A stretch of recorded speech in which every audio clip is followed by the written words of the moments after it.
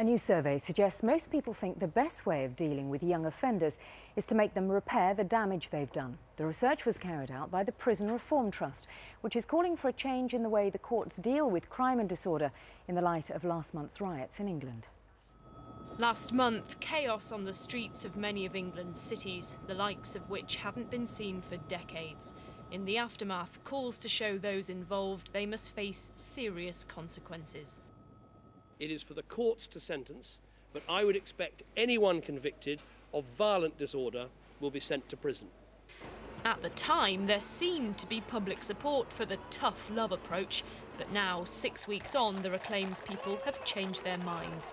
A poll commissioned by the Prison Reform Trust found 94% of people thought offenders should instead be encouraged to repair the damage they did, restorative justice.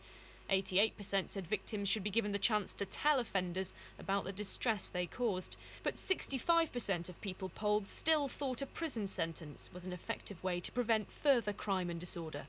Prison, if you impose it on somebody, they have to do their time and they won't escape from prison. But the reconviction rates show a very different story. They show that it just works for that period of time. And then far too often you get a repeat run of petty persistent offending.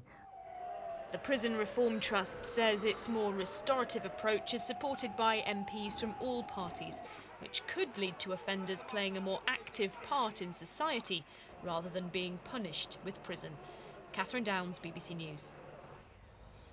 Henry